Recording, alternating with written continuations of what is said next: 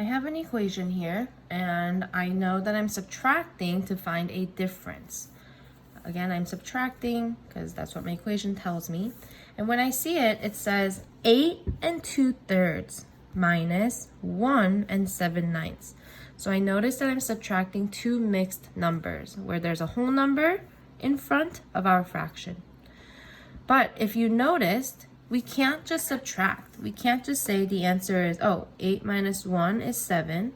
I can subtract 2 minus 7 is, I can't do 2 minus 7, so maybe I'll do 7 minus 2, and it's 5. 9 minus 3 is 6. So the answer is 7 5/6. Unfortunately, we can't do that. We can't just subtract like that because our denominators are different. We have to take the steps to change our denominators to have a common denominator. So again, same as when we subtract our fractions, we're going to find a common denominator. So even though there's a whole number in the front, ignore them for now and then solve our fraction as we normally do. So 2/3 minus 7/9. I see my denominator is 3 and 9. And again, to solve for the common denominator, I'm going to list out the multiples of my two denominators. Again, 3 and 9. Multiples meaning skip count. So skip count every 3, 3, 6, 9, 12, 15, 18, 21. And again, I make a list of maybe like 6, 7, sometimes 5. Now, my next denominator is 9, and I'm going to skip count. I'm going to write out my multiples of 9.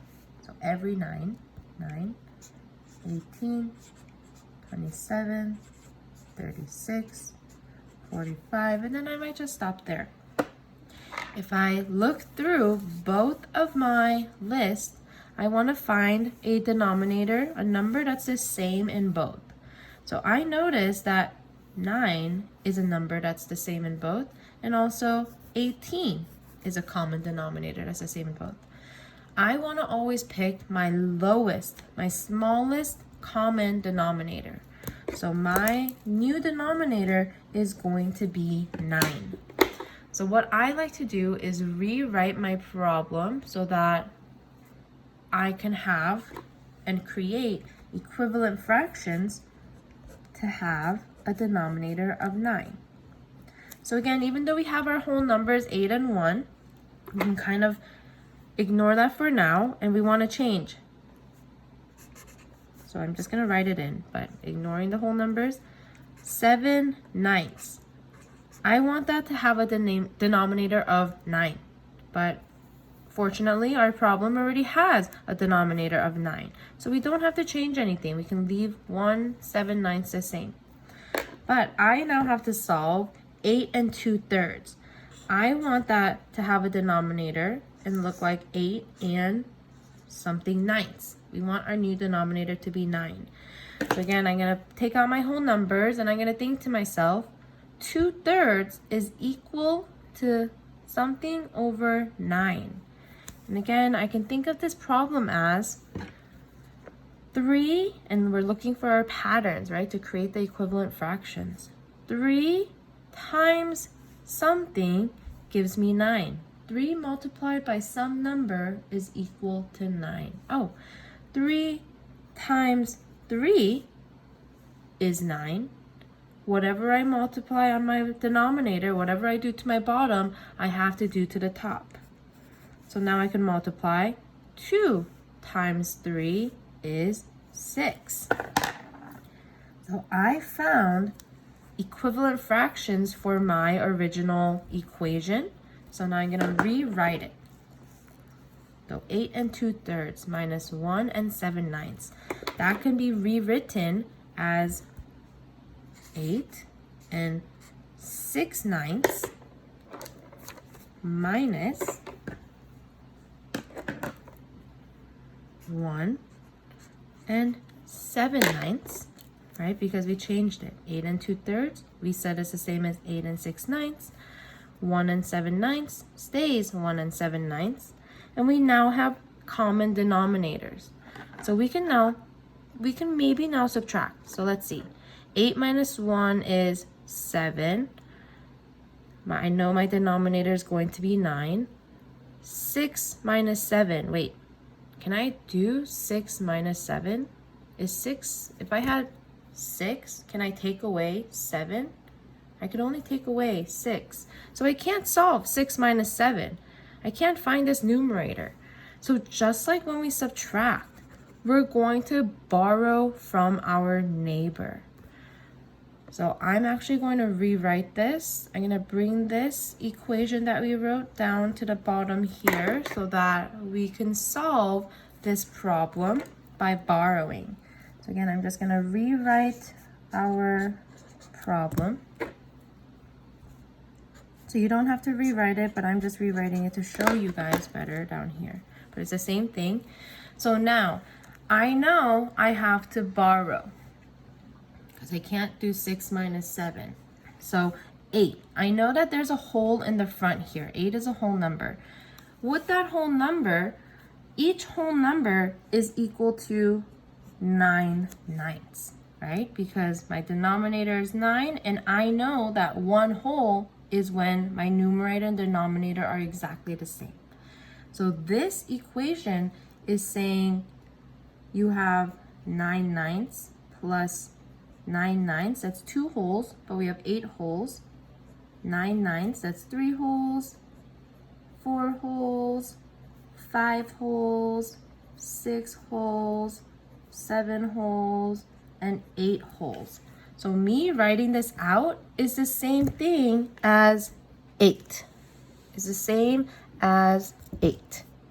And the reason why it's the same as 8, again, 9 over 9, that's one whole. One whole, 2, 3, 4, 5, 6, 7, 8. So if that's what 8 looks like written out in my fraction, can't I take one of these 9/9 and let this fraction add on to that so that I can have a bigger number to subtract from 7? So if I give one whole to my fraction, I now am left with 1, 2, 3, 4, 5, 6, 7. I'm left with 7 wholes. And again, my denominator is going to stay 9.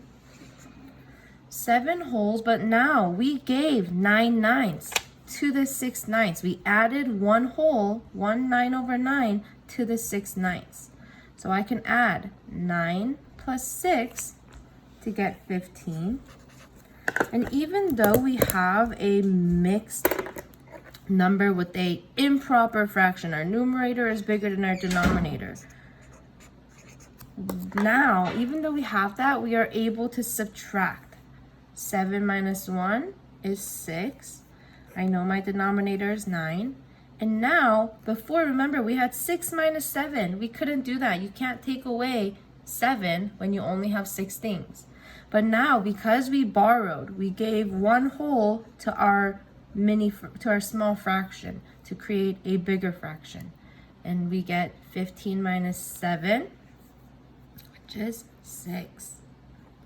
So the answer is 6 and 6/9.